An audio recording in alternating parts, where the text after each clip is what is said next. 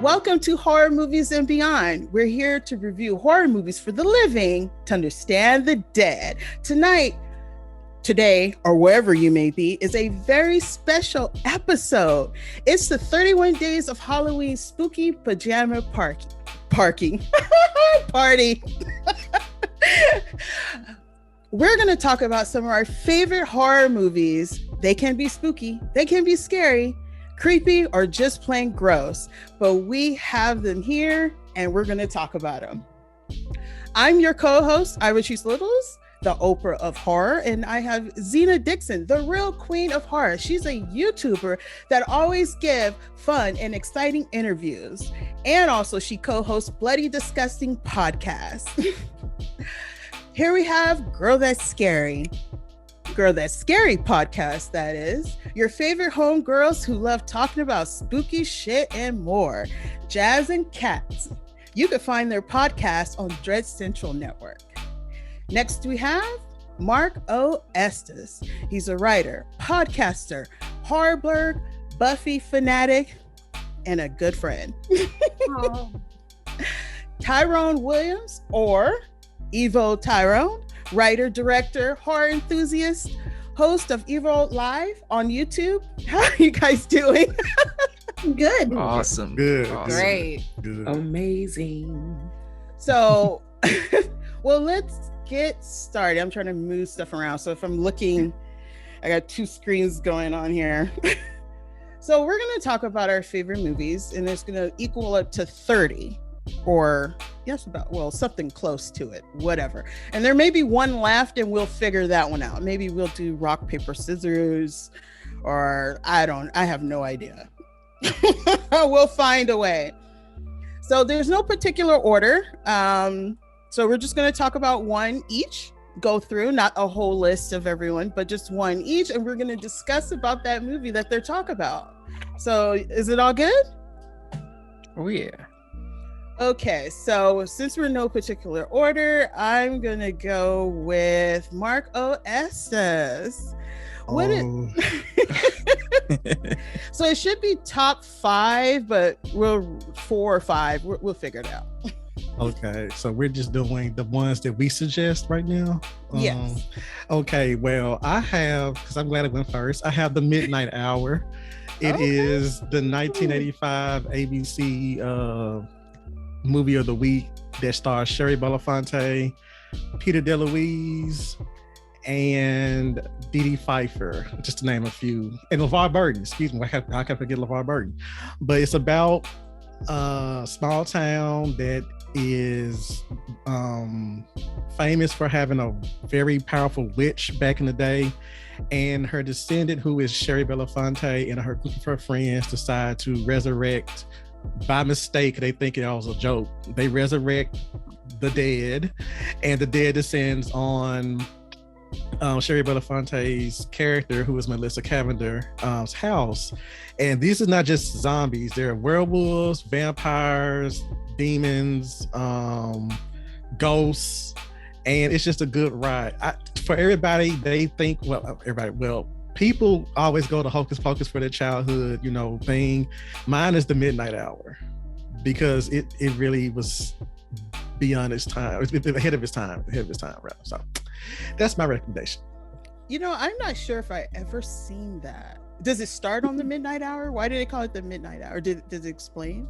It doesn't. You don't have to say what it is, but. No, it doesn't explain. It's just, I think they, with the Wilson Pickett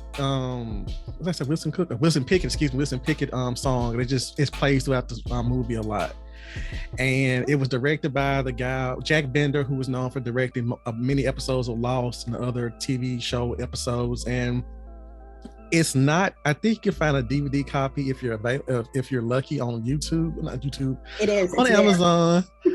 But you can, I'm gonna give y'all a freebie. Go on YouTube. They have the entire movie on there. I think it also has the actual commercials that aired during the airing, so that's even better. So, okay, all right. Have you guys ever seen? I don't think I've ever seen that. Now I got to put it on my list. I have. It's a lot of fun. Very made for TV movie. I was late to watching it though. Like I recently watched it, maybe like a couple of years ago. At the time, it was free on YouTube. I think that it still is. Treat yourself. Hurry up. Oh, Treat okay. yourself. All right. It's on my list.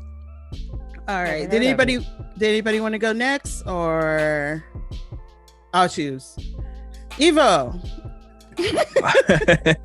one of yours. All right. Well, one of my recommendations is, a relatively new movie, actually, but hit an emotional chord for me. It's Night Books. I think it came out 2021, if not early 2022, but it's about this young kid, and he's a horror writer, and he's just fascinated with horror. And in the beginning of the movie, you just see him upset, ripping down all his horror posters and everything, ripping up his books and saying, "Oh, I'm done with this," and because kids are making fun of him at school and stuff like that.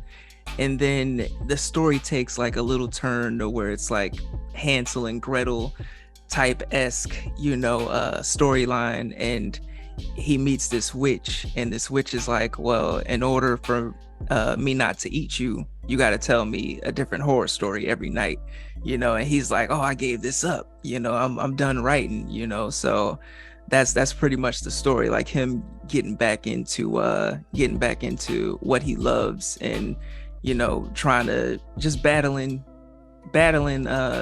self-doubt and stuff like that. It's very, and I think it's executive produced by Sam Raimi, and there's a lot of Sam Raimi-esque shots in the movie. It's actually awesome. It's on Netflix right now if anybody wants to check it out, if you haven't already checked it out. I need to watch more horror movies. That sounds awesome, and I don't think I've seen that. Oh yes, Night Books. I gotta start writing all these down. Okay. Anybody else seen that, or that's just I have not. I have never even heard of it. Zena, what have you not seen? I haven't seen a lot of stuff, but it's just like I thought that movie, it's like really cute. Like it seemed like they were targeting for kids, but I think it's like for all ages. And plus Kristen Ritter, she's in it, and I really love her ever since like Veronica Mars, so I had to see it, But it's a good time. Highly recommend. Very spooky season approved. Yes. Okay. So next up we have Cats. Hello. Hello. One of your recommendations. One of my recommendations, I'm so glad we're on this Sam Raimi train. It was like y'all was in my brain. I manifested this. So I'm going to recommend The Evil Dead for all the girls who have not seen it, all the girls who have seen it. I first saw this film all the way through in college. It was a random library, let's go ahead and rent this. And I was pretty shook. I was like, okay, great. I see this little budget is actually shaking and moving, and I'm nervous. So I really feel like everybody should see this movie. I know that the first one, things went away with how that, in terms of ownership of the field and all that jazz. And then, they really pushed the second movie, but it's something about the first movie. Like it's really raw. You could tell that they was really in these woods, cutting up, out there sweating, smelling like outside. And it just added to the atmosphere for me. It really did. So Evil Dead, check it out, y'all. Oh man. I didn't see that one, that version, the very first, for a long time. It has to have been in my teens. Wow. Yeah, but I saw number 2 at the drive-in the day it came out. Very cool. Oh, I'm jealous. Now that, if you guys ever go to a drive-in, just go if it's in your town or city and they just got a movie playing, just go. It is a different experience because you're actually, have any of you been to a drive-in? I grew up down the street from a drive-in. Well, I guess that kind of count. But any of you didn't? No? Oh, you have to. It's a different experience. And if you watch a really scary movie, it does feel like it's around you because it's nothing but glass around, like something could open the door. So yeah, that was an experience, and I was little, so it came out, when did Evil Dead 2 come out? 85, 86, something like that. I love how just sitting here. It's in the 80s. That's all I got. Okay, should we Google it? It's too many dates, but yeah, I did. So that's pretty cool. Any of you not seen Evil Dead? I know that was blasphemy. I shouldn't even. The year was 87. Oh, it was 87? That's a okay. great Thank year. you for looking up. Yeah. Okay, next up we have Zena, Oh, the yeah. queen of watching every movie out there. No. Okay. Well, of course, this one, I had to have this one on the list. It's a cult classic. It's essential. It's iconic. Night of the Demons, 1988. Okay. I feel like I'm always talking about it. Everything about this movie is perfection. I remember watching it when I was like 4. Okay. I remember I was there and my parents let me do it. I'm all right, you know? So, but yeah, I feel like it's definitely perfect for the season, not just actually on Halloween. Like I find myself even wanting to watch it honestly all year round, but you know, like November, September, like around it and everything. So yeah, it's a good time. I also like the sequel too, so it's kind of there, like part 2, part 3. No. Remake. No thank you. I am so glad we're the same mind frame with that. I just recently rewatched part 3 since I saw it back in the 90s, and I was like, no, this is what I haven't seen. We have to talk about it just real quick. I'm sorry, rabbit hole. You know what makes me mad about that movie? First off, they have that random black boy who's just hanging out with them, and yes, it's like, what are you doing there? Like, what are you doing there? That wasn't even Hull House. Whose house is that? Well, that's the problem. I hate when horror movies do that. I hate when they do that. I was bothered the whole time, but I gave it a chance, and then it was a disappointment. And then, no offense to people who like the remake, I gave that a chance a couple of times too. And I don't know. I don't know what happened. And spoiler at the end. Okay, never mind. I won't give a spoiler. I'll leave it alone. It just didn't make any sense. Like, it was exhausting. And once again, that's not Hull House. Whose house is that? Why were you guys in the dusty basement? The party was shut down. You're still there. What kind of costume is that? Like, I don't know. That's it. Thank you. I'm sorry. That was an amazing review. It was. Yeah, all facts. yeah. All facts. All facts. Thank you very much. Next up is Jazz. And Hey, y'all. What's your recommendation? Y'all know that I was coming to the table. I have come to the Red Table Talk with Tales from the Hood, 1995. You knew off rip. That is one of the, okay, it's not one of the first movies I saw, because I was a wild boy. My mom let me watch everything back and back. But Tales from the Hood really hit different, because I was like, oh, it's a lot of black people in here. Okay, all right. But then those stories were scary. I was like, hey, bro. And they're all like revenge stories. And I'm like, oh, I go up for revenge. And almost everybody who dies, they deserved it. They deserved it. They deserved every single bit, especially Walter. Like, I was like, as a child, I feel like I was like 7 or 8 watching that thing, way too young. And I'm like, oh man, the monster could come and get me. I had the same kind of doorknobs, the kitchen looked the same. You got the same kind of glasses. Your mama got the same little sandals on. You know what? No, I was like, this is too close. You live in my neighborhood. I don't like that. No thanks. But I love that. I love the movie, the special effects. It's just chef's kiss. It's chef's kiss. Yeah, that came out 95. I was 15. Did I see it in the theater? No, I had some bad luck with that movie. I don't know. Well, because I was going to Centennial High School. It was scary. It was scary, near South Central. And that should tell you a lot. It was scary. And I was holding a poster that they were giving out. They were giving out to kids. And I was holding it, and I walked, and I stepped in a pothole that was like a foot deep. And everywhere I had the poster, I was stepping something. It was a pothole. I would trip and fall. Like, it was on the way to the bus stop to go home. Everything tragic happened to me, and I threw the poster away. I was like, it must be meant, because on the poster was the skull and the teeth that said 666. And I was thinking, okay, maybe this is not good for me. So I was having a bad time. Good choice. I respect your decision. I would do that poster away too. No, I'm sorry. I mean, I would have still watched the movie, but I can't have this poster. So, but I wish I would have kept it, because it came out. They were passing out the day it came out. So if I would have kept the poster, that would have been pretty awesome, but I was cursed. The poster was cursed. Okay, so my movie I'm going to choose is Cargo. That came out in 2017. It was on Netflix, I believe.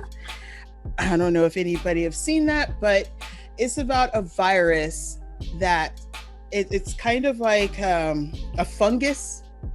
So if you played the game or heard of the game, The Last of Us, is kind of similar how that is. But when they're in transformation, they stick their head in the dirt to they like marinate, and then they come up full-blown zombie creature like. But that movie was so sad when the daughter and the baby and the dad turned. I cried. He was trying to make sure they were okay when he got bit, and I cried like I was at a funeral, like bawling. And then you could see him, he tied himself up, and as they were walking, she had a pole with some flesh or blood or whatever, so he could follow it so they can find somewhere to go while they were on his back.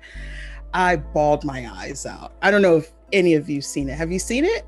Yes, I have seen that. You get the little bracelets with the 48-hour marker, so you know exactly when the virus about to hit.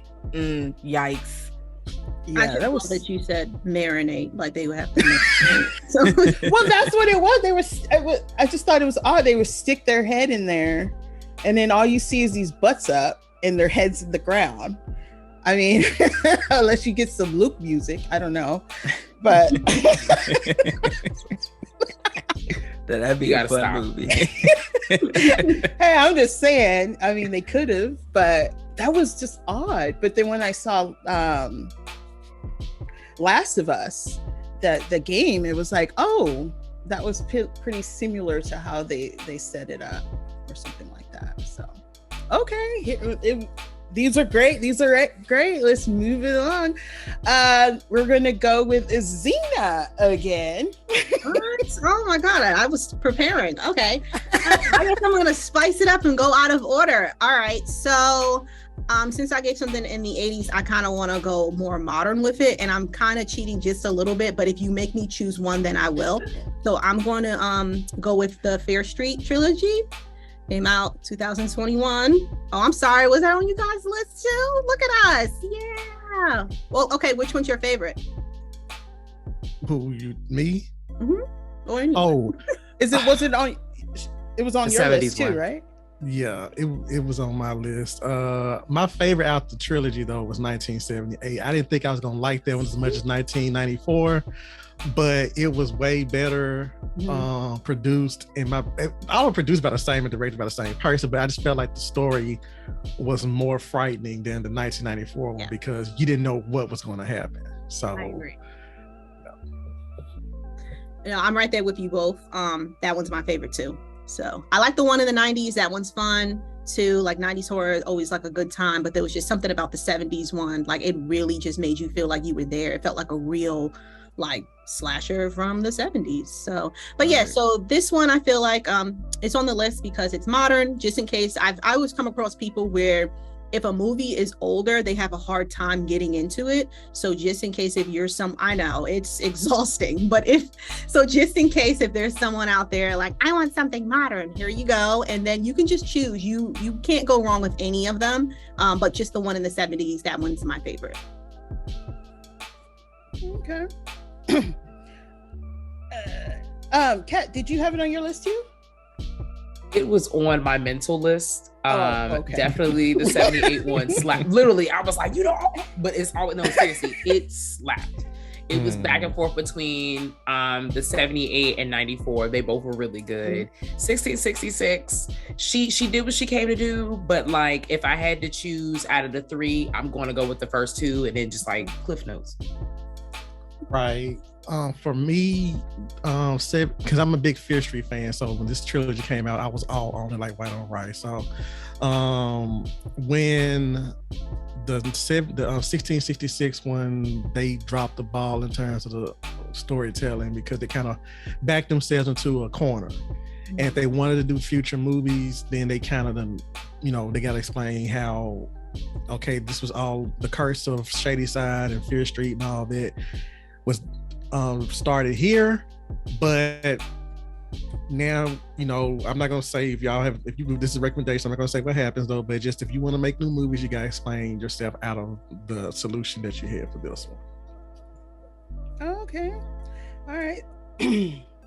I must be the only one. They were all good. I like the witch one. Was it the 1666 or something? Yeah. Yeah, I must be the only one that likes that one. I don't really hear anybody say it. They like that one at all.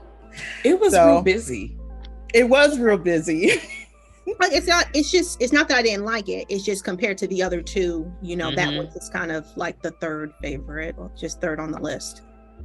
Okay. Well, I've always been an oddball. It's good. Okay, next up, let's see who we have. Evo. All right. So I'm gonna hit us with probably my favorite Stephen King film, 1408.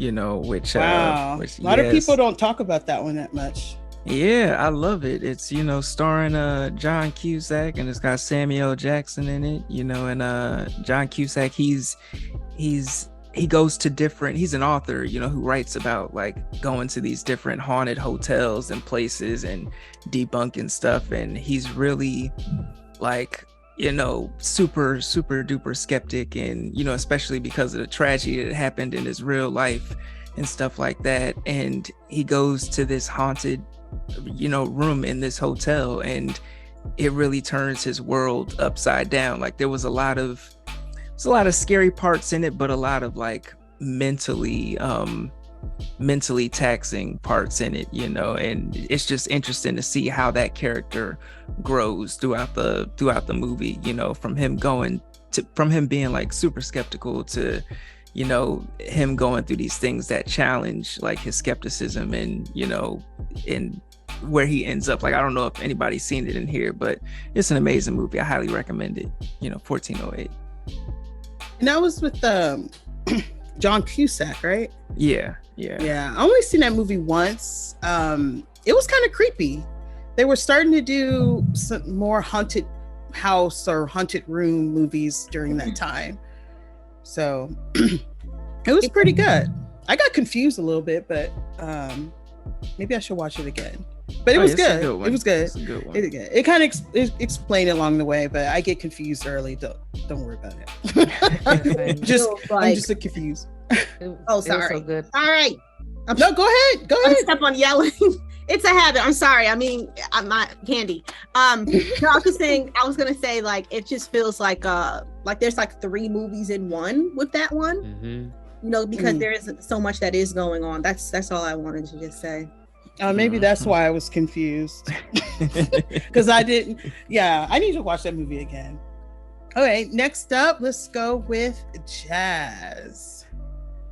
Hello, I'm back again. I didn't go anywhere, but this time I wanted to take it a step further back and talk about Diabolique 1955. Yes. I love that movie. Let me tell you something. If you would have just read the description of the movie to me, I'm like, I'm not gonna be into that. Whatever, that's stupid. And then I was like, everybody says it's a good movie. Let me just put this movie on one time, okay? And I put it on. I was like, damn, I can't take my eyes off the screen. I was like, it's like this situation. You think it's one kind of movie, and then you think it's another kind of movie, and then it's actually another kind of movie, but the end brings it back to something that's a little bit supernatural. So I'm like, the way it was wrapped up was perfect.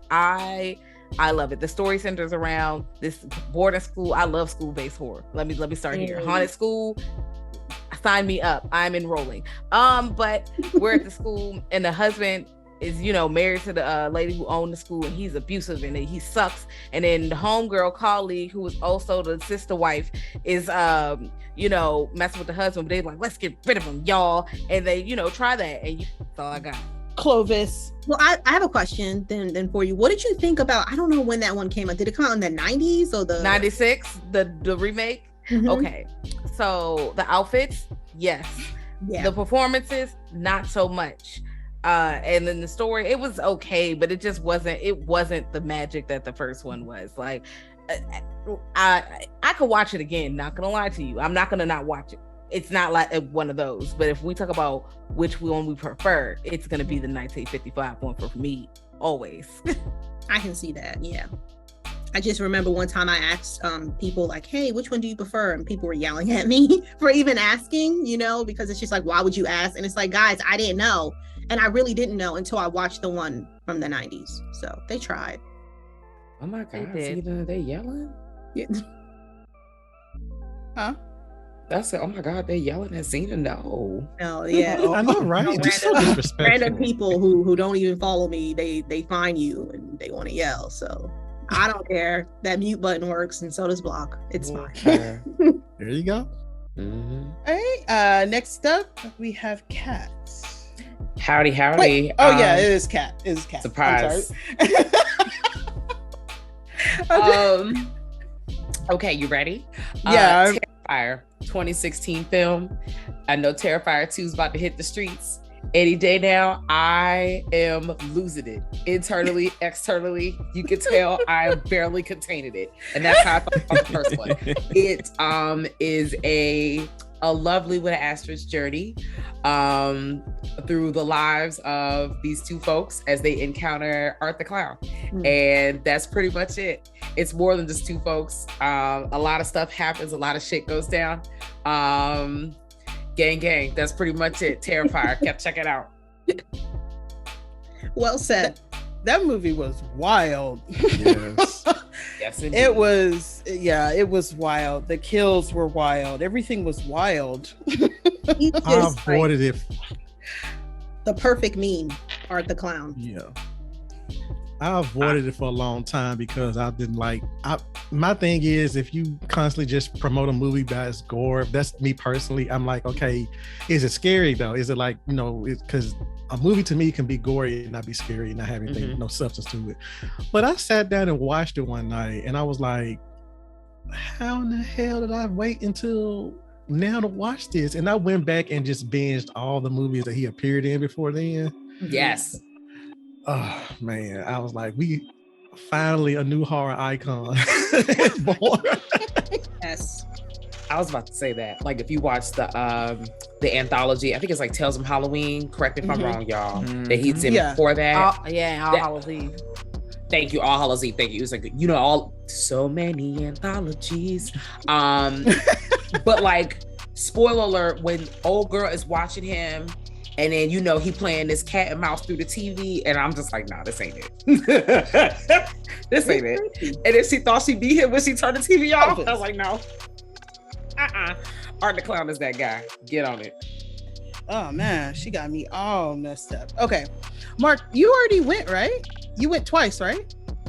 No. Okay. Well, I'll go, and then you go after me. Okay. So I want to talk about this movie here. I saw this movie at one of those mom and pop theaters. They used to have designated theaters kind of for horror movies almost, or B movies or whatever. And I tell people that, you know, it's not all about the big, you know, theaters. They used to have the mom and pop down the street. And I have to talk about Basket Case 2. Okay, I seen the first one, but I was very young when I saw it, and I don't know, it was just a little boring to me. But number 2 was wild. Belial, whoever thought of that idea, it was just disgusting. So it's about, there were fraternal twins, I think, and one cut one off. It was Dwayne and Belial was just like, you know, however he wanted to look. And then he got cut off. Well, he got cut off in the first one, but this one, they had, you know, they were very kinetic, you know, telekinetic and talking to each other through the mind. And Dwayne wanted to have a normal life, wanted to have a girlfriend, and the girl he liked, now she got some kind of worm thing come out of her stomach because he thought she was normal, and everybody was all weird and twisted. And he just said, you know what? I'm gonna be weird and twisted again. And he sold up himself with Belial. And Belial was like he didn't even know, poor thing. He was just it was wild. It came out in 1990. You know, in the 90s they started, like, a lot of horror movies was like really weird and crazy. There was a lot going on in the 90s, especially around that time. But have any of you guys seen Basket Case 2? No, I saw the first one. I thought you were gonna say Basket Case, and I'm like, I know up the Basket Case because it's a wild. I thought that was a wild time, and you're telling me that I'm gonna watch this movie for this month over. I'm not playing with y'all. I need to find it. I'm gonna. Well, they have 3. So 3 that I know of. If there's a 4, I've never seen, never heard of it, but who knows? Who knows? No. But anyway, so there's the 1, and then there's the 2, and there's a third. So for that one, because Dwayne, or however you say his name, sold himself together with Belial again, they had to take him to a facility. But to get there, it was in a bus, and on the bus was multiple people with deformities. Oh, Mark, you seen it? I remember watching it as a kid and being like, what the fuck is this? But I haven't seen it since then, but I know exactly what you're talking about. The bus alone is frightening because it's funny, but this guy has giant teeth about this long, and they wrap around his head. This guy has he has like 100 noses, and they're all leaking. So he has tissue trying to capture all the noses. There's a guy with multiple hands, and he's like 7 feet tall. And and he's like the smart one. There's one with moles, I think. You got to see it. It is wild. Basket Case and Basket Case 2, I think it's called Prodigy. Oh, and Belial gets a girlfriend in number 3 that looks just like him, and you see them have sex. Oh Lord. You watching it, you're like, it is there. Like, they showed them screen. It's not implied.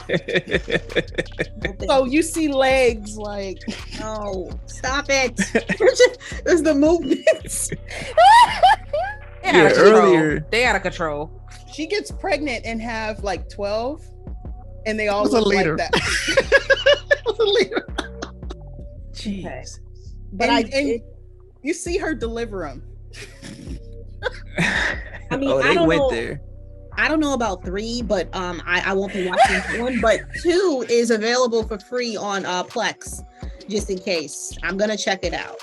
You have to see 3. You have to complete it.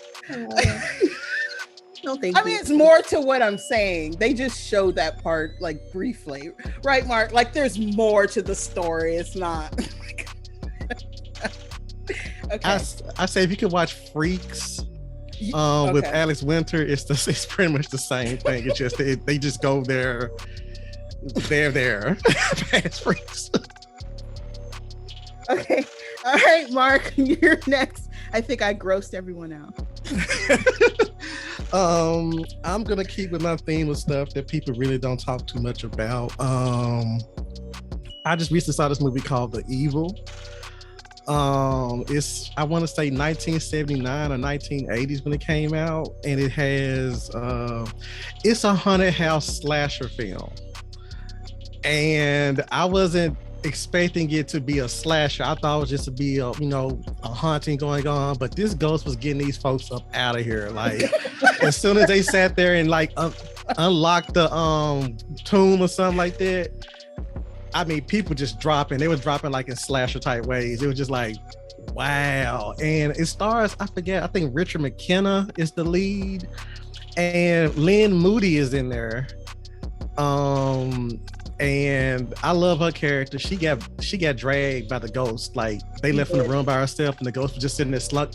Think Tina on the Night on Elm Street, but before then, they were just sitting there just ripping stuff off of her and everything. And poor Liam Moody, but yeah. So it was a great film. Okay, sounds great.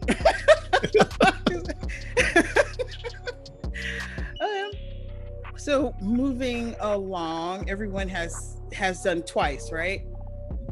Okay, making sure. So next up, we're gonna go with Evol. What is your third? You know, I'm gonna go back into, you know, the 70s style with my third recommendation. You know, it's gonna be Abby, you know, 1974's Abby. I know a lot of people haven't really seen it, but I think it's something that, you know, everybody should see at least once. You know, they called it the Black Exorcist because of the controversy and everything. You know, it came out around the same time, you know, The Exorcist came out, and WB had it shelved and pretty much almost like wiped from the face of the earth. But I found it on eBay, you know, for $25. So I ended up checking it out, and it's got William Marshall in it, and it's amazing. It's about a Black woman, and she gets possessed by like this crazy ass sex demon, and it's just got like a lot of wild scenes, you know, just, and a lot of quotables, you know, a lot of not necessarily like your normal quotables, but I will quote Abby around the house sometimes. So yeah, I definitely recommend everyone check it out. It's Black people in 70s blaxploitation, you know, in Exorcist style. Like what's not to love? What's not to love? You know, and I know somebody else in here loves Abby as well, you know.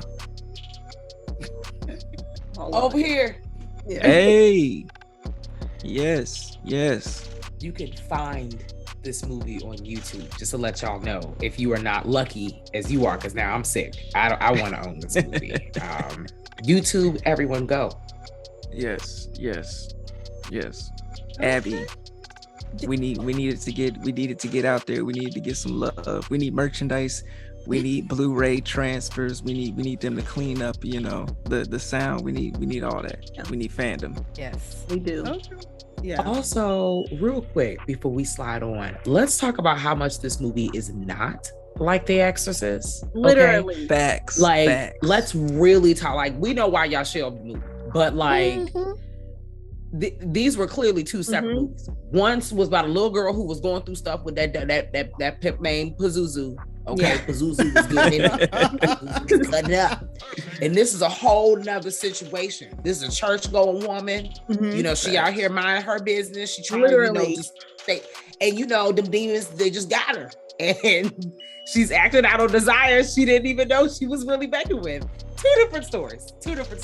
Like, Y'all was really mad. Just tell the truth. So they tried to connect that and The Exorcist together. yeah. That doesn't even sound the same. And I'm They glad you literally said banned something about it, because now that I'm thinking about it, you had all these Exorcist ripoffs that came out that made it just you could buy today, like what's called Beyond the Door, Oh my Yeah. God. Yeah. Mausoleum. What's technically Yep. an Exorcist Listen, ripoff? I mean, You know what I'm all saying? of them. No, that's a All good of them. time. And they made that money back in the first. Abby made its money back in the first like week or two. Wow. It made the Facts. money back. They were hating hard. But guess what? We're still watching it. Literally. Facts. And did Abby come out around the same time as The Exorcist 2? No, it came out around the same time as The Exorcist, right? I can't think around the I think first so. one. Yeah. Okay, around the because first I'm one. like, y'all gave us The Exorcist 2, and we were like, nope. But you know, I like what Kat said, where it's just like she was literally minding her business, you know. And the thing that I knew that I was in for a wild ride when I saw what she was doing to that piece of chicken. You know, like, it was so sensual. Like, what is happening? Yes. The story is so much better than The Exorcist, in my opinion. Like, the story is just, I mean, you know, you can say what you want to say about the budget, but the story was just, it was leaps and bounds above The Exorcist. Like, she stayed in bed the whole time, you know, like the The Exorcist was literally about her in bed and her doing the crab crawl down the steps. But you remove that, what do you have? Oh wow, they have a remarkable cast. I have to look it up.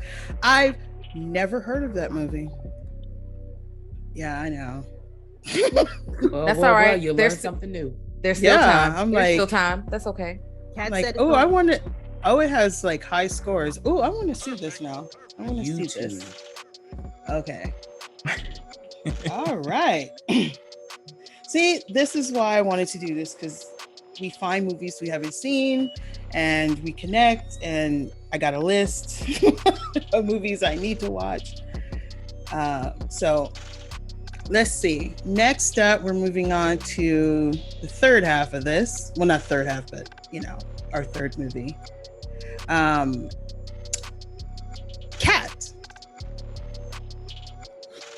I felt like a water promise. You did. Tell us your third movie. Okay, you ready? This is a Hell House LLC stand account. That's literally it. If you have not seen that movie, this is your time to watch it. If you have seen this movie, this is your time to watch it. Like, this movie, first of all, I'm a huge fan of found footage films, full stop. So watching this movie, and it's more so like a mockumentary found footage, and it tells you what is going on in the movie pretty early, but then you kind of relive the situation with the folks who are going through it. And when I first saw this film, it was the small things, like the very subtle small things for me. Spoiler alert, everybody here seen it? I have not. Okay, so I'm not gonna say. No, you could go ahead. I'm the only one that can spoil horror movies. You could go. No, so all I'm gonna say is there's a part where y'all know this part I'm talking about, and that person pulled up upstairs, and I was like, damn, how they get upstairs? And they turn their head and they look back, and I said, nah, that's not it. Or how about that same person was in the doorway toward the exit, and I was like, no. She died. Like, don't even try to leave. Die. That's it. Like Avalon Hotel was crazy in there. Scary, bro. Oh my God. The scares are chef's kiss. That was found footage done right. Yes.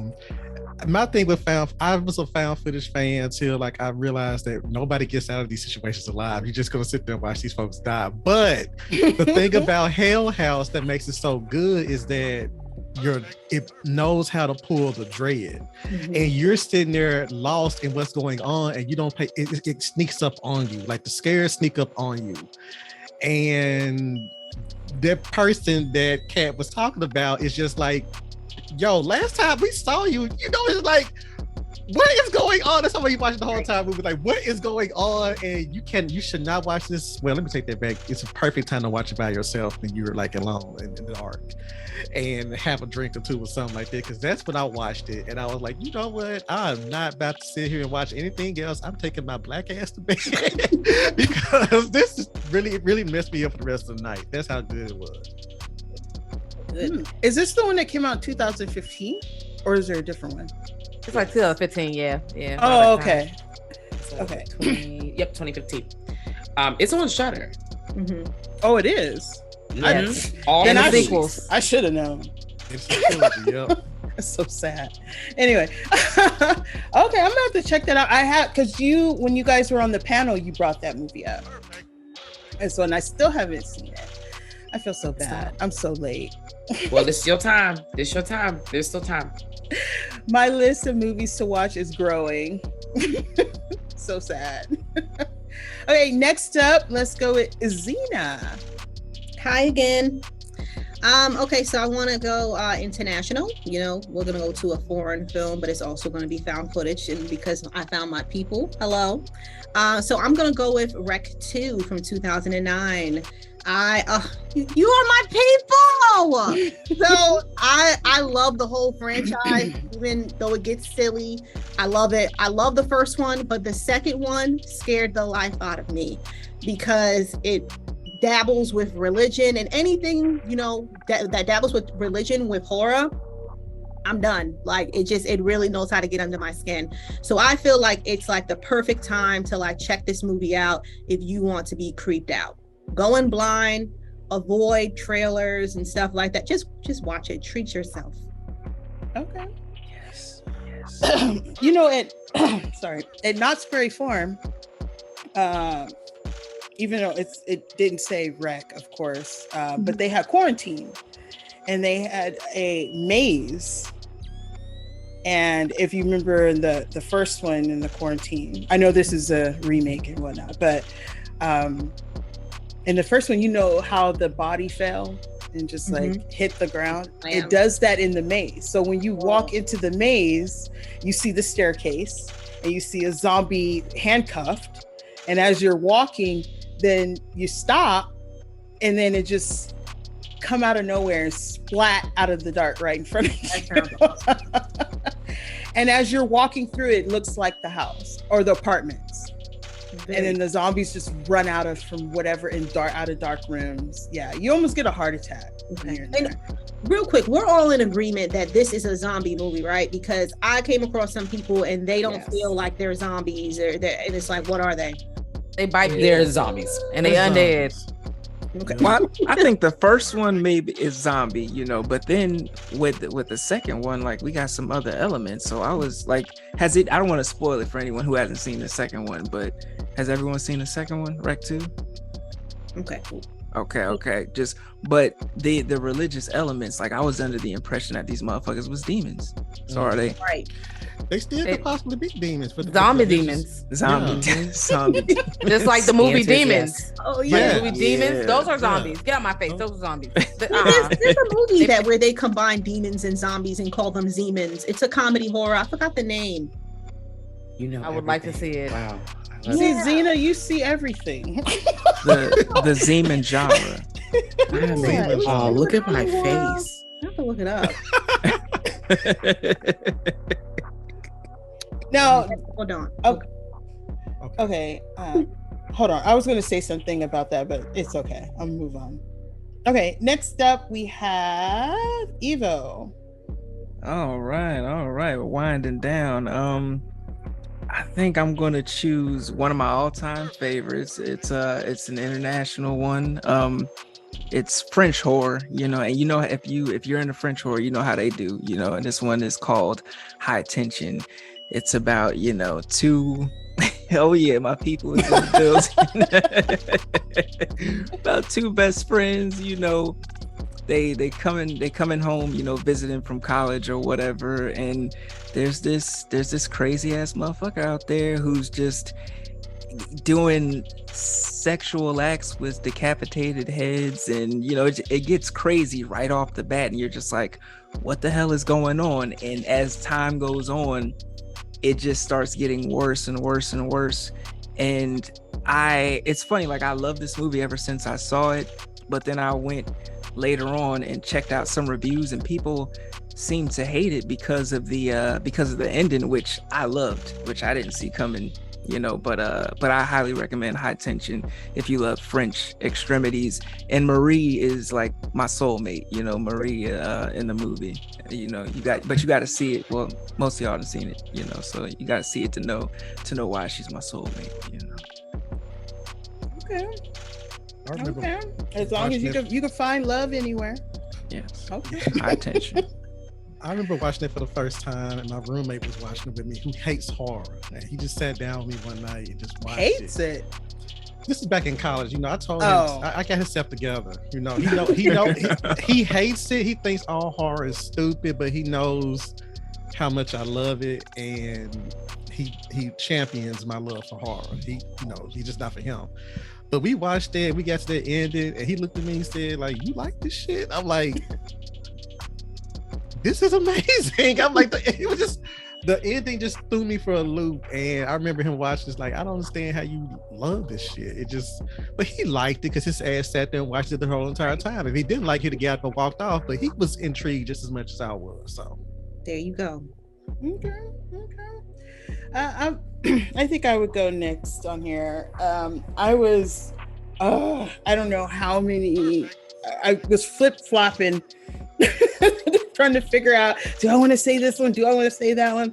But I'm going to say a movie that I think no one really talks about. And I just think it's so sad that no one really talks about it, and it's Phantoms.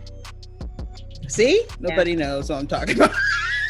No one does. Have you seen it? I have. Okay, Phantoms. It came out in 1998, and this whole town disappeared, and then you have Ben Affleck and you know, other people come through, and they got to figure it out why everybody disappeared. But there's like this goop that lives under the city or town, but it's like an ancient goop. So they were trying to say it was the reason why dinosaurs disappeared or earlier civilizations disappeared, and it looks like sludge, and it, you know what? It's kind of like The Thing. It's kind of like a ripoff from The Thing, but it's a Daniel Coots book, so well, maybe. But it feels like that. But I thought it was pretty cool. I mean, the way it kind of so you're in this suit and it gets in there and it's like blacked out. You can't really see their faces, but they're always watching. They always all knowing, and they're so ancient that it just has no fear of anything. So it's a little strange, and it's kind of under the radar, but it's kind of like a low budget way, even though The Thing is kind of low budget, but this one is kind of like no one really cares about it. But I liked it. I've seen it several times. I don't know. I feel like a butt. No, because you added something to my list. Great. I am looking for movies, because it's always like I'm scrolling through it. I've seen 67% of the movies already, and I'm like, now I got to choose between this movie that you know is garbage. Okay, you know this movie not good, but you could play because you need something new in your life. Thank you. Right. I saw when it first. Go ahead. Oh, you did see it. Okay, it wasn't that bad, but it wasn't great. I don't know. I think because a lot of people didn't like it because it kind of deviated from Dean Koontz's work a little bit. Yeah. Because they had people on contract like Rose McGowan. Her character was supposed to be a 13-year-old girl. Yeah. And here she is, this full grown woman.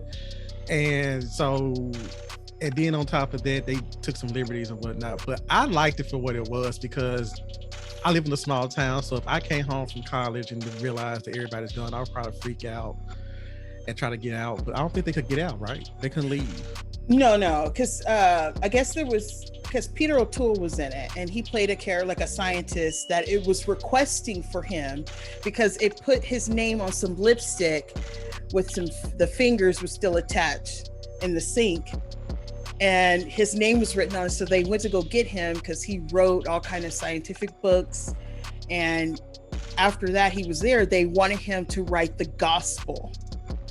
So after that, no one could leave because it possessed all the military. So they were just like puppets standing and watching, but you couldn't see their faces. It was like darked out. It was weird. Like the shadows. It was creepy. It has some creep factor, but it kind of sucks. I mean, some of the actors in there was not doing great, but the story could have been better. But it was 98. They were trying to figure out the effects and stuff. So, but it is worth the watch if you like sci-fi horror stuff. I made it sound horrible. Sorry. I don't know. It sucked. It was good, but it sucked. I mean, listen, it's probably a little camp. That's all that is. It probably got to, that's all it is. And we watch movies that are, they are 4 out of 10, but they really a 7 out of 10 to you, because they got a whole lot of, they shaky, but they still good. Because I love, let me tell you, not the special effects still good. I'm not jumping into a movie, but movies like, I don't know, Pumpkinhead or Pumpkinhead 2 or something. The monster's good, but when you really look at the script. Listen, you brought up Pumpkinhead 2. That movie I used to love as a kid. When I watched it, I was like, I'm like, these people, this acting is bad. Y'all got some nice people, good people who from other stuff. I'm like, y'all just sat there and just said, let's just do this movie this weekend and go back home. But that's what it seemed like to me. But I understand what you're saying. Is Phantoms even streaming anywhere? See what I mean? I thought it was on Pluto. So I remember seeing it on Pluto. streaming. Yeah, you can barely find it. That's sad. That's so sad. It wasn't Ben Affleck's best. It's on Paramount Plus. I just looked it up on Just Watch. Yes, but it is. But it has Sabretooth in there from X-Men. Levy. What's his name? Lee Schreiber. See, I said his name all wrong. yeah, Sabretooth. Or Cotton Weary, as we call him. I'm about to say, any also Cotton Weary. I know Cotton. okay. All right, let's move on here. See, man, I need to pick better movies. You guys pick like classics and great ones, and mine are like, blah. All right, next up, let's go with who did we not get? Oh, Jazz. Let's go. All right, let's go. All right, so I like to have a good scare every Halloween. I want to watch something that is going. I'm gonna turn the lights off, put the blankets over my head like I'm 6, and be close to the TV. Aterrados or Terrified. It's on Shudder. That movie, I watch it like once a year. First of all, I love Spanish language films. Okay, that is my second language, and I like to get practice by watching Spanish horror movies with the Spanish subtitles if I can get them available, because then it's all listening and reading. So I'm like, yes, I'm studying, but also getting scared. Ooh, yes, scholarship, but also horror. I'm ready. But that movie, I'm hard to scare. I've been watching horror movies since before I went to school. So I'm watching Freddy Krueger, Halloween, all these people, you know who they are. I was in the theaters to see Scream, and I was 6 years old. I love wild kills. I love scary movies. So you gotta hit me in the face, especially as an adult, to really scare me. And every time that movie there are 4 or 5 scares in there specifically that I know they're coming. Just like with Host, I know the scare is coming, but it's gonna scare me anyway. And I'm grown. How you still scaring me like that? I be shook every time, bro. There's a scene where somebody knock over milk, and you don't think milk is scary. Why would a glass of milk be scary? But that is the scariest glass of milk I ever seen in my life.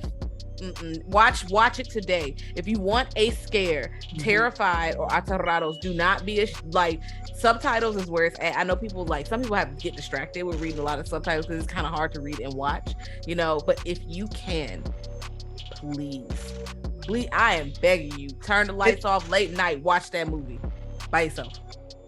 I absolutely love that movie, and I remember I first watched it in 2020 by myself, because all my family were like, oh, we're gonna, movie time, then we're gonna talk about it over Zoom. And I'm like, okay, whatever, right?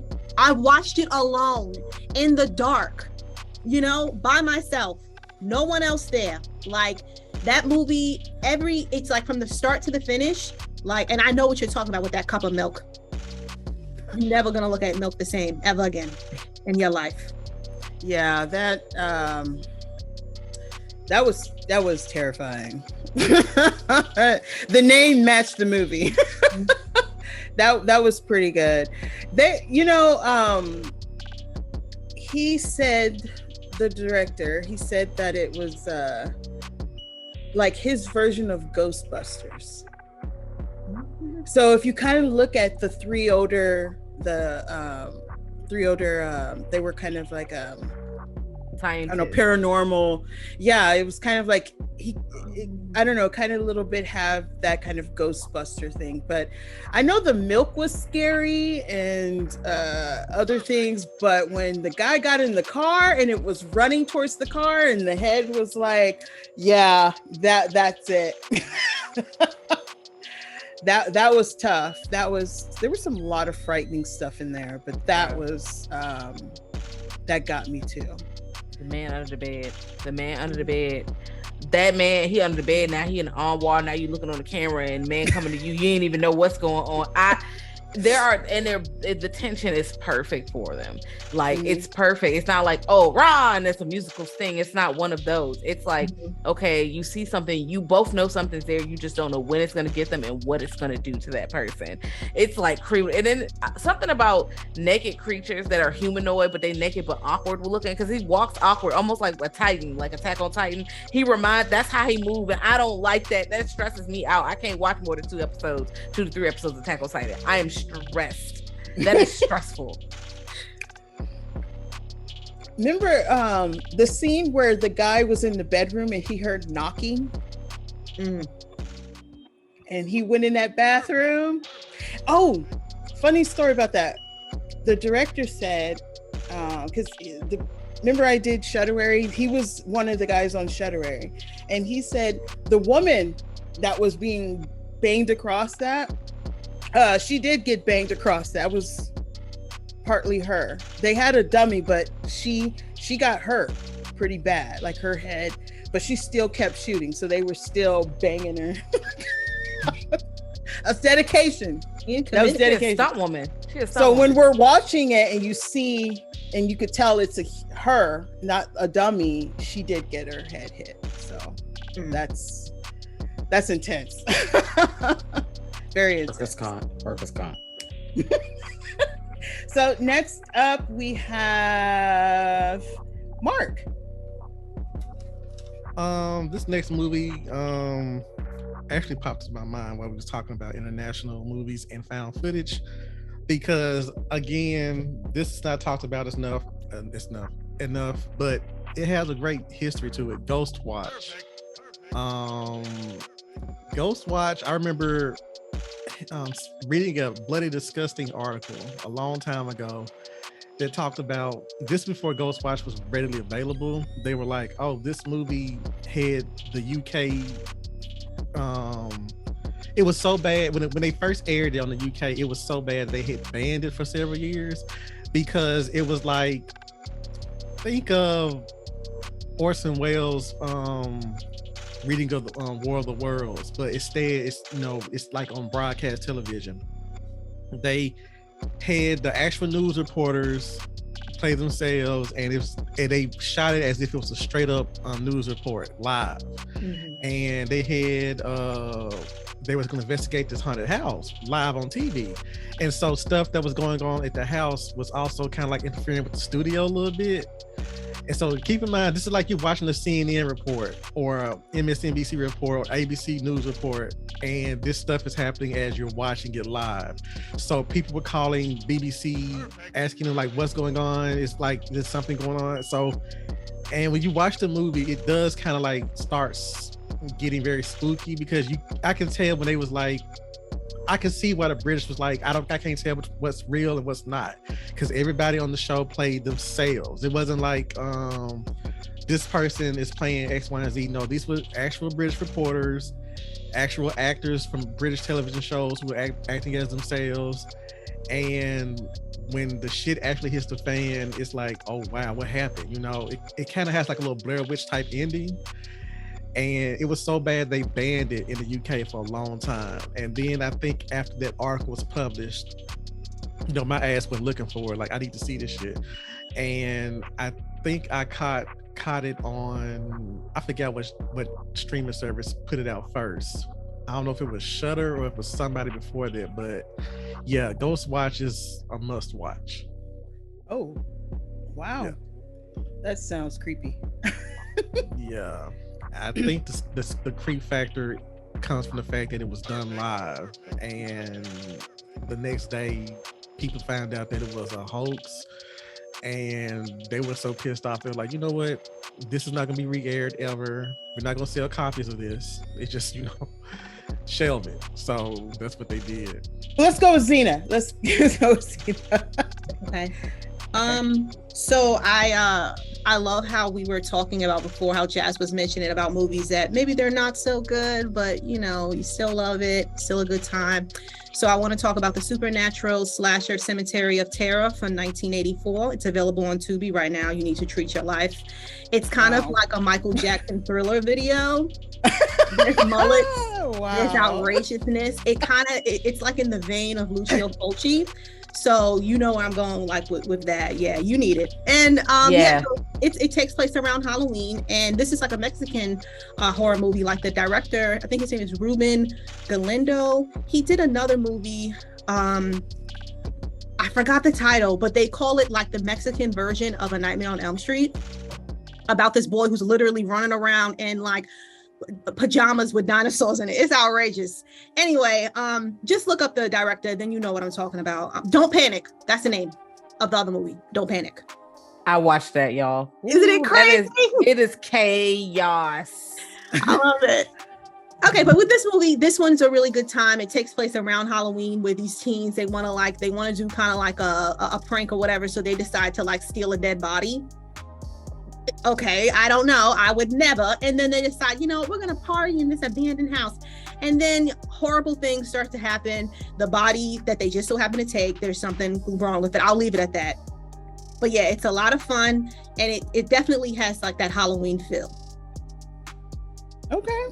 Cool. Next up, Cat. I was aggressively taking notes, just want everyone to know. I am like, great. So, wonderful.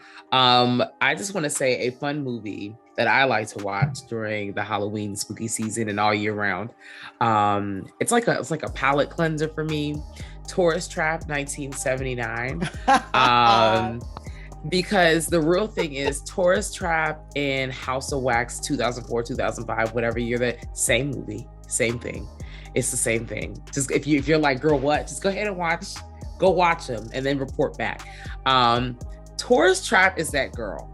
If you cannot see, that's Mr. Slauson hanging out right up there, just cutting up. Like he always says, just Mr. Slauson. You can find me at any platform, any sidewalk, anything saying that for no reason. Truly, Jazz knows. Because I'll call him like, Mr. Slauson for no reason. It's a fun, random, like supernatural slasher. There's a bunch of shit that doesn't make sense, but you really just have to go with it. And it's about, basically think of House of Wax. These kids who go on a trip, but they go through a town and then they meet a guy and some old bullshit happens. And then we figure out where it goes. It's a good time. It's worth your watch. I feel like it's still streaming on Tubi for free. It's always somewhere for the free. Get into it. And like I said, double feature. Tourist Trap, House of Wax. Bow, bow. Look at that. Okay. You did it. Next up, Jazz. Hi guys. All right. So, because I have so many movies down here, I would like to talk about this movie here. Came out in 1997, I believe, Wishmaster. Oh, this is something I used to get like back in the Blockbuster party because it was on rent for like $2.99, $1.99, $2.99. It's always on sale because But the thing about it is, yes, it's camp, but the special effects in Wishmaster go up.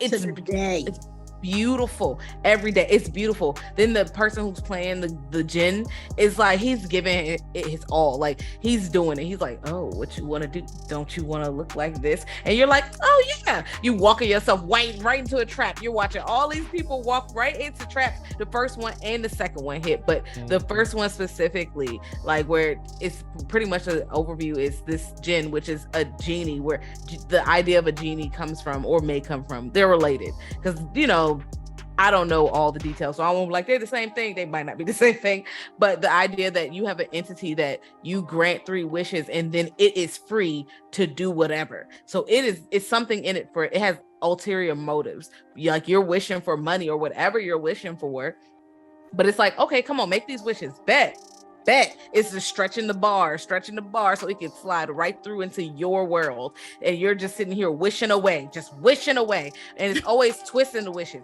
Like if you wish for a sandwich, it's gonna give you a sandwich, but the sandwich will give you food poisoning or something. Like you go wish for $1 million, but it's gonna kill your mama. Like now you got the insurance policy. Like you're gonna get what you want, but you're not gonna have a good time. And I love that idea of trying to be like, word your wish so perfect that you cannot play with me in my face. Cause I'm like, no, I'm gonna word this. It's gonna be a 3-paragraph wish. Okay.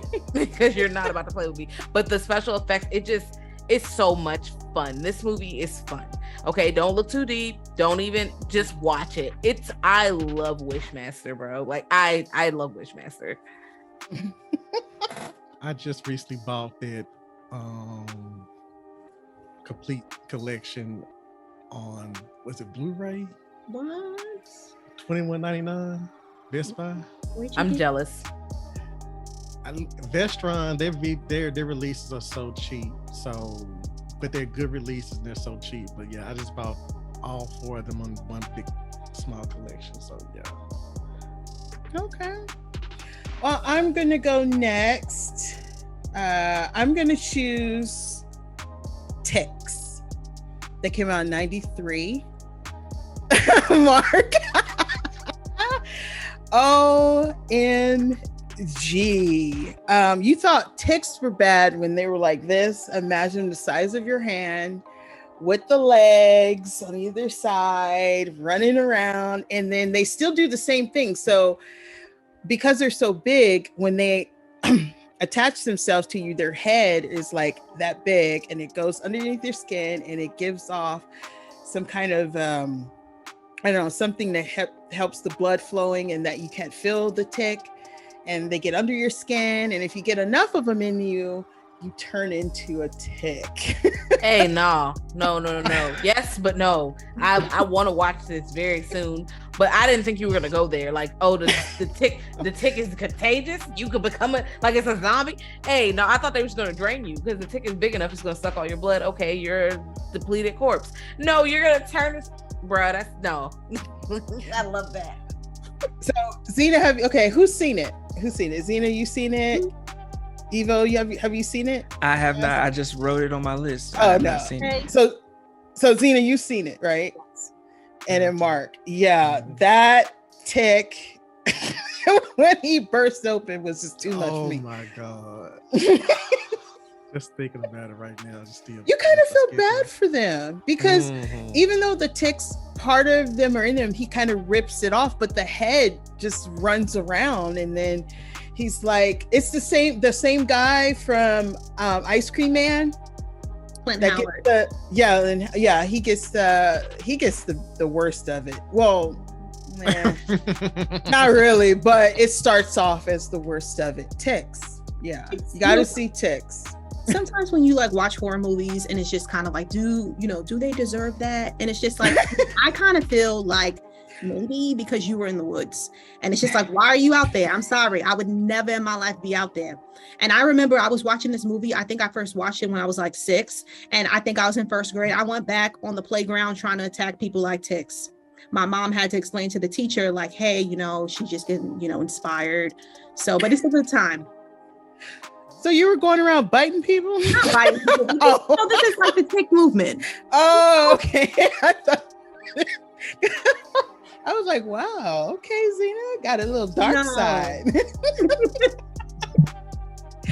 All right then. So yeah, ticks. Okay.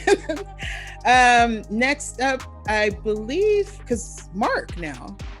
I'm looking at my list and I'm trying to give you, I'm just going to go ahead and go with it. Killer Party. It does not, a lot more people are getting more and more aware of this classic, but I'm going to still preach its greatness until like it's being streamed somewhere, because I don't think it's streaming anywhere yet. It's hit its classic, it's hit his made his stamp when it starts streaming, because as of late, the only thing that's happened is Scream Factory gave a collector's edition release of it recently. But Killer Party is they call it a horror comedy, but when I was a kid, that shit scared the hell out of me, because it starts off campy because it's a music video type thing, and they pan out and you see the girls. It's like sorority horror, but school horror at the same time. And it takes place on April Fool's Day, because everybody runs to April Fool's Day, the movie for April Fool's. I do a double billing of that and Killer Party. And you have a demonic possession movie that is a slasher. And it kind of reminds me of, if you guys know the Fear Street books, it reminds me of the Fear Street Cheerleaders, because it's the exact same thing. It's you don't know that somebody's possessed until the end of the movie, and when you find out, it's like balls to the wall crazy. Like, I mean, it's just it's amazing, and I just can't gush about it enough. So Killer Party, if you guys are able to watch it somewhere, I don't know if it's on YouTube still or anything like that, but yeah. I just love it, and I wish more people would talk about it. I'm glad Zena knows what I'm talking about. It's on my list now. I wrote it down. It's because of you that I checked it out, because you a couple of years ago I saw that you were posting about it, and it used to be on YouTube. I don't know if it's still there. Hopefully it's still there. Okay. And once you get to the movie and the theme song comes on, it's gonna stick in your head. It's gonna stick in your head because it's a little cheery, but then when you get to watch the movie, like, this shit's creepy as hell. So yeah. Okay. On the list. So I think we all did 4. Am I correct? Okay. So last one. Make it count. So we're gonna go with Evo. All right. And I'm gonna go with one of my childhood favorites. I know it's not, hailed as a classic, but it's up there for me. Darkness Falls. All right. Yes, the Tooth Fairy, the story about the Tooth Fairy, and it's just fucked up for me because you see the traumatic experience that this kid goes through for just like, being awake after a time when he wasn't supposed to be awake. And, you see him as an adult and he's got all these batteries. I'm like, how the fuck did he buy all these batteries? Like he's got like a room full of batteries. He's always got to have a light on and everything. And it was a very good movie to me. Very fun movie. I know it borrows a lot of elements, from a bunch of other movies. And I've been in debates with people about like this movie versus something like Dead Silence, but I'm like, I feel like they can both live in the same space, the same world, but I highly recommend everybody check out Darkness Falls because it flips that Tooth Fairy myth on its head. Like this isn't Vin Diesel in a tutu. This is some shit, Okay, next up we have Kat. Hello, hi, howdy. So I want everyone to open their eyeballs and get into Creep 2014 if you have not already done so. And you might as well just go ahead and make it a doubleheader and watch Creep 2.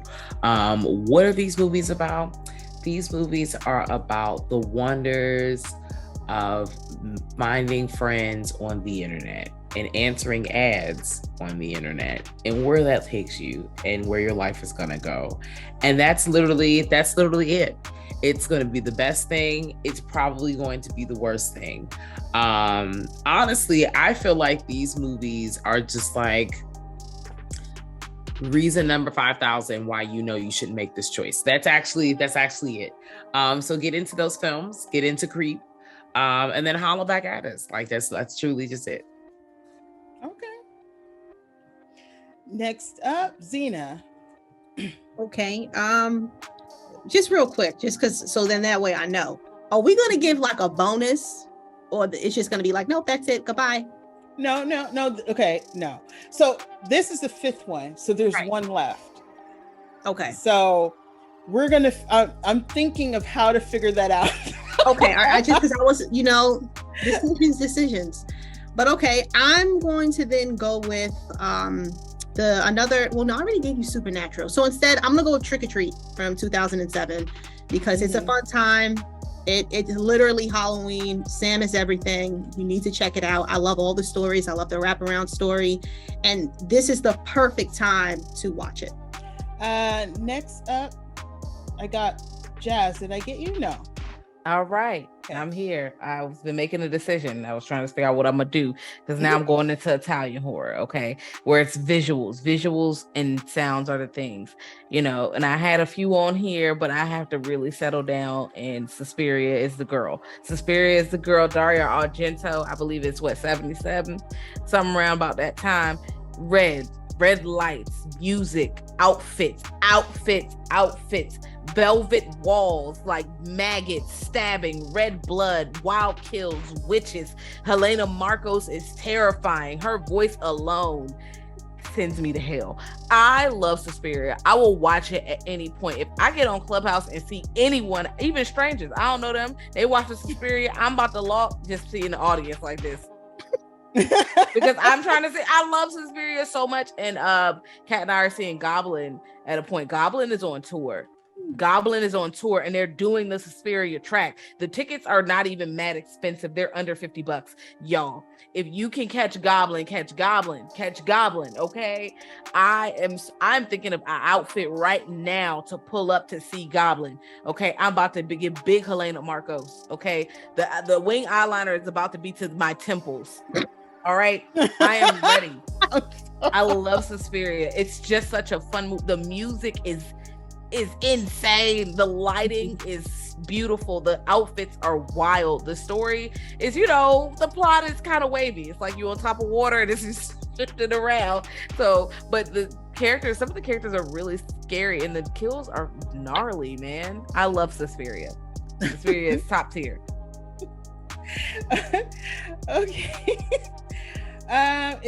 Okay. Did everybody go on their fifth one but me? No, Mark, go ahead. Jazz, I'm glad you went with Suspiria because I was gonna go with Inferno. Like we all praise Suspiria, but I just recently watched Inferno for like the umpteenth time, and I'm like, this movie deserves just as much praise as Suspiria does because it's so creepy and you think you know how it's gonna play out, but then Dario Argento just sit there and pull the rug out from under you, and then it's just chaos at the end. And it's just, I freaking love that movie, and I wish that the Three Mothers trilogy would have ended on a good note because I now want to go.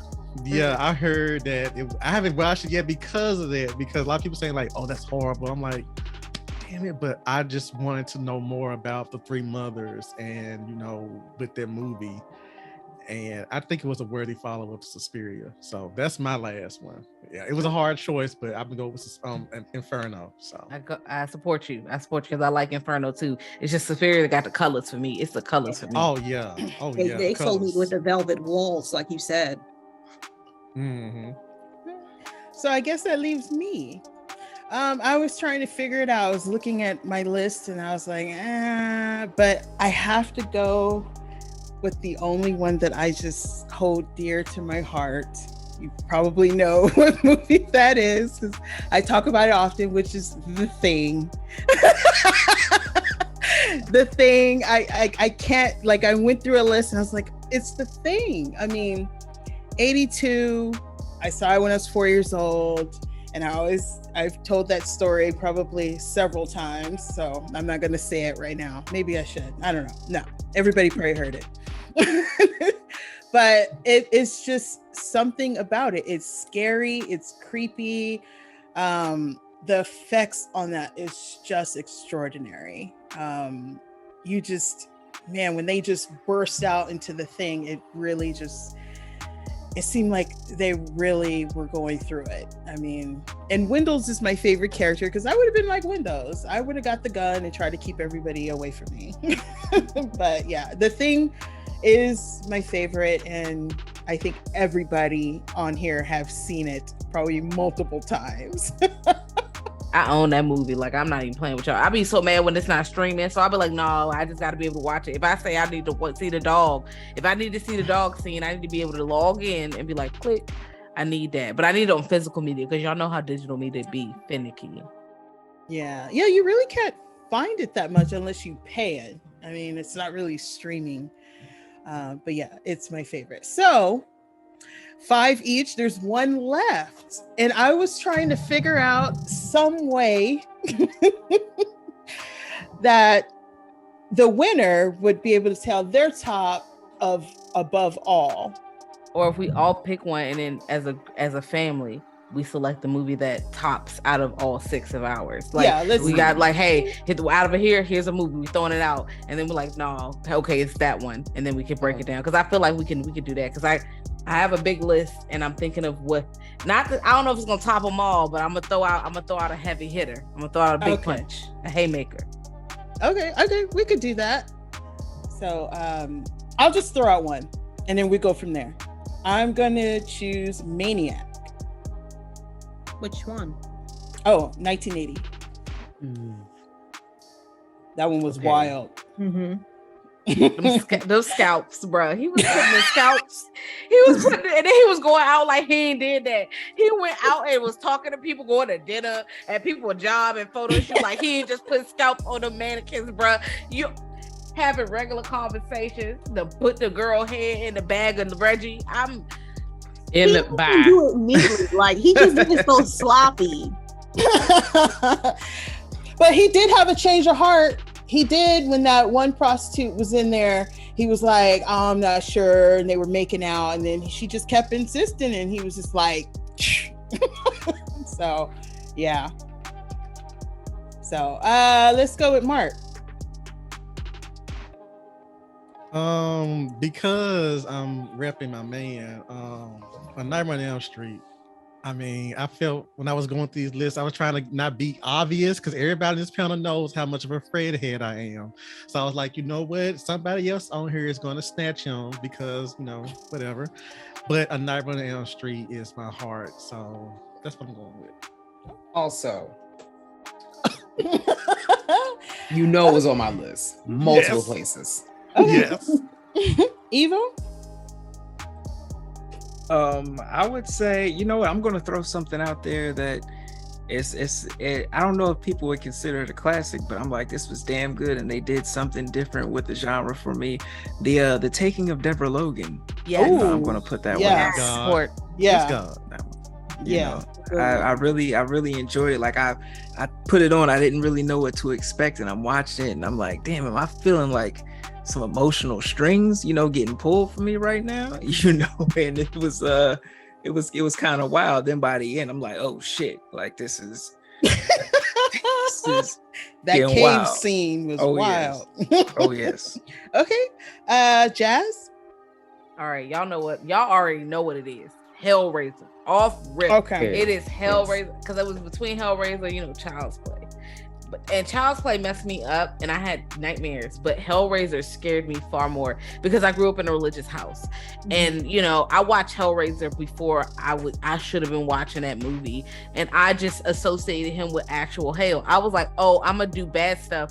I'm going to get in trouble and I'm going to get sent to Pinhead, the Hell Priest, as he's actually called. Clive Barker did not like Pinhead, but, you know, I was 4, so he's Pinhead.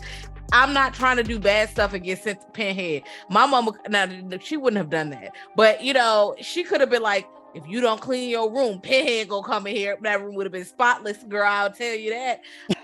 Zena.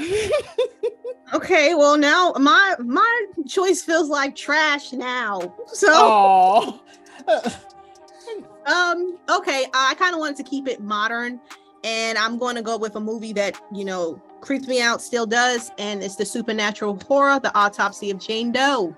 That movie ruined my life in the best way. And I feel like we know that it's filled with tension. We know that there's plenty of like squeamish parts. There's creepy music that will clearly stick with you for years. It's been years since I've seen that movie and I still think about it. But of course the performances, like, they're great. Like the Fall the Sun duo, they're a good time. But we need to talk about Jane Doe because she's a real woman. Like, she laid there lifeless, just looking real lifeless. You know what I mean? And she needs her flowers. Like, they were filming for like 9-10 hours, you know, that's crazy. Anyway, I feel like it's a really creepy movie. I love it so much. I try to watch it at least once a year, just, you know, for that little razzle dazzle. So that's why it's on the list. Okay. And last but not least, Kat. Okay, so listen, we're gonna go with a classique. Okay, we're gonna go with 1985, Return of the Living Dead. Okay. It's on Tubi for free. For all the girls who haven't seen it, for all the ones who want to receive it again, it's right on there. It's just wow, iconic looks tonight. That's all I gotta say. And you already heard the line in your head. You already fucking heard it. You already heard it. The girl that struck through. First of all, let's talk about how wild and disrespectful you are to be prancing around with no clothes on top of somebody's grave. Like, oh boy was right, you know, he was having that moment talking about something, you know, this is a way of my life. This is more than just my clothes. Grinding on him so hard. I was just like, okay. And she ain't got no clothes on. And I'm like, I know that baby cold. But you know what? Y'all gotta check that movie out if you haven't seen it. This is your time to revisit it. I love watching it just because I own it on the DVD. I feel like everybody else is just own it. It's just fun. It's just fun to watch. It's a good time. And this movie legit scared the shit out of me as a kid. Like when I first saw it, I was like, yo, I don't know what I'm watching, one of those late night, like HBO, whatever watches. And I'm just like, all right, bro, like, what am I watching? And it felt real, like more like real life, because I talk about this all the time, like horror movies that make me feel like, okay, this is something that might actually happen. Like you see where somebody calls the number on the side of the barrel and they're calling, you know, to get assistance because the government, you know, girl, they're gonna take their time to show up. You know how they usually do, you know, conversation for another day. So they eventually pull up and you thinking they about to help. And then some more bullshit happens. And I'm just like, wow, I'm scared. I should be asleep right now. I'm gonna go eat some potato chips. So that's pretty much it. Watch this movie, Return of the Living Dead. But what kind of potato chips? Salt and vinegar or sweet and what is this? No, it's like a sweet chili or sour cream and onion, but damn sure a salt and vinegar. I love it. Oh yeah. Pickle chips are also now climbing up to the top. Wow. So we all have some good ones here. They're all winners. Maybe we should just say they're all winners. Do a marathon on Halloween. Watch all 6. Exactly. But is there one that stands out more than the others? I mean, they all winners. I couldn't choose. They're all amazing. They're like kids. You want to choose a favorite. I know. You know what? It's just sure. Hey, we just got an extra one. Yeah, we said take off work on Halloween and watch all 6 movies. That is your assignment. You're sick. Call out and you watch all 6 movies back to back. Boom. My job knows to never see me on Halloween. Ever since I've been working at my job, they have not seen me on Halloween. And this year is no exception. I was like, look, you know what time it is. That's my 2nd birthday. Give me the day off. Y'all will not see me. I'm thinking about it right now. I'm like, I should just take off. Self-care. How long you been working at your job? 5 years. And they never see me on Halloween. Do what you want. Wow. Never. I have to say, is that a tree behind you, Mark? Yeah, this is my Halloween tree. Yeah. Oh, that is so cute. And I started it this year. I got it from an idea from a friend of mine. I came to find that the other people actually have Halloween trees. So this is my first annual year to have one. And I couldn't find the actual trimming. So I put tape, like, that's beautiful. Yeah. Thank y'all so much. I'm gonna do better next year because it seems kind of haphazard, but I saw a Halloween tree that just put that to shame, and I was like, oh my god. Okay. Well, this looks good. Yeah, it still looks good. I like it. Awesome. That's something I want to do now. Okay. I'm taking this idea. I'm about to have me a small one because I know I'm not allowed to put Christmas or any kind of decorations up outside of the window. Jazz knows because I'm banned. I'm not allowed to celebrate outside of a certain window. I mean, I be celebrating, but I be one of them friends that taking it to the next level. That's me. So they got to be like, you have to do it between this window and it has to be gone by this window. And I'm like, no, it doesn't. Bruh, can't keep that tree up until goddamn July. I said, no, take this tree down. It is spring. Does not matter. I would like put my plants around it so it looks like all one shaboot. You didn't even know it. Okay. Amazing. Well, this was a lot of fun. We went through quite a bit of movies, and we have lists movies to watch because some of these movies I've never heard of, haven't watched yet, and this was a lot of fun talking to all of you. It's always I don't know, talking to you guys. I always feel like I always get nervous. It's weird. It is so weird. I don't know. I don't know. I feel kind of shy. Oh, because you guys are so great, and I met 3 of you, and it was just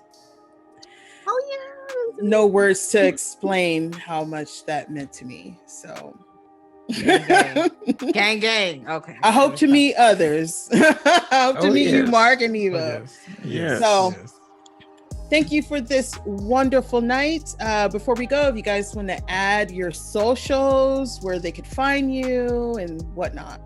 All right. Well, I'll jump to. Oh, okay. Well, I'm gonna throw this in because you can catch me and Kat at Girl That's Scary. I'm usually manning the Twitter, and Kat is usually running the Instagram. We do switch places sometimes, but usually, if I am responding, because you can see my hate for candy corn right now.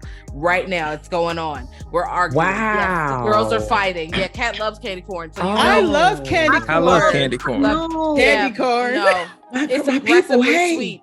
It's violent sugar, and I will not stand by it. I won't. But I'll let you eat. I'll buy you a bag. I don't mind. Wow. They're But addictive. but I won't eat it. I will watch you eat it while I have salty popcorn things. Okay, but I want to eat that too. Right. No, I don't want the candy. I just want the popcorn. Okay. Who's next? Zena?